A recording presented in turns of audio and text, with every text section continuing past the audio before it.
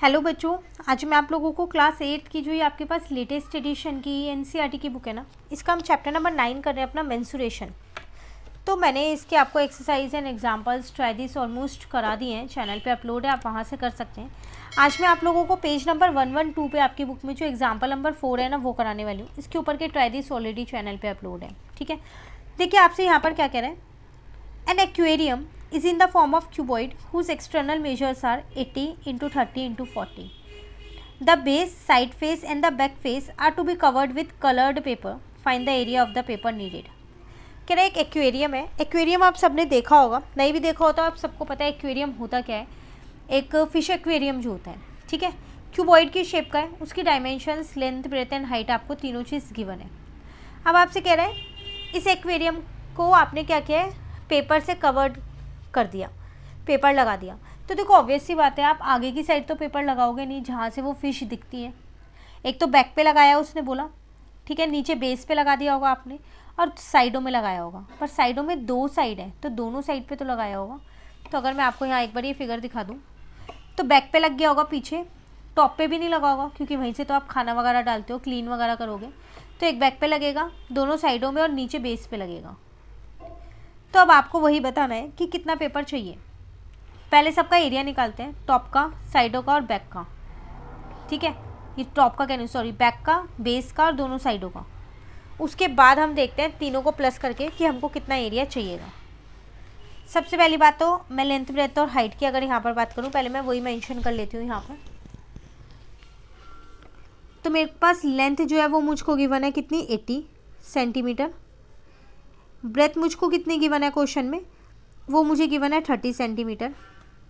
और जो हाइट है वो मुझे क्वेश्चन में गिवन है 40 centimetre.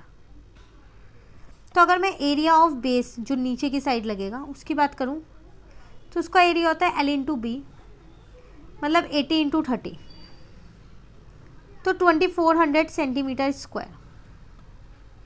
Area of side face जो साइड में दो है, अभी एक का निकाल लेते हैं, 2 से इंटू कर देंगे तो आ जाएगा। साइड में है तो वो होगा बेस इंटू में हाइट ना, उसमें लेंथ तो आएगी नहीं। तो 30 इंटू में 40 आ जाएगा, 1200 सेंटीमीटर स्क्वायर।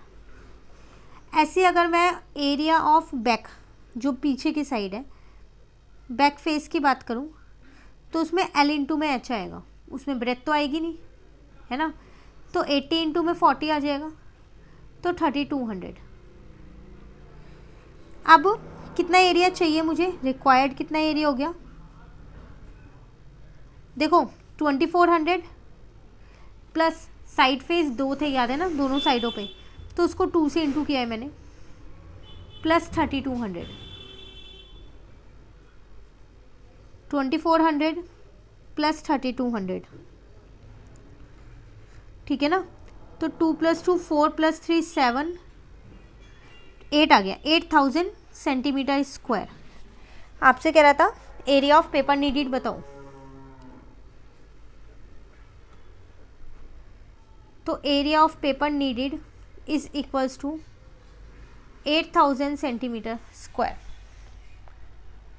क्लियर। ये था छोटा सा एग्जांपल। मेन इसमें ये था साइड फेस दो होंगे, उस चीज़ का आपको ध्यान रखना है। गलती से भी एक ऐड मत कर देना, आंसर गलत आएगा। मिलते हैं नेक्स्ट क्लास में नेक्स्ट एग्जांपल्स के साथ। कहीं पर भी दिक्कत लगे इस एग्जांपल में कमेंट करके ज़रूर पूछिएगा। वीडियो अच्छी लगे फ्रेंड्स के साथ भी इन वीडियोस को ज़रूर शेयर कीजिएगा और आप भी इस वीडियो को ज़रूर लाइक कीजिएगा। Thank you.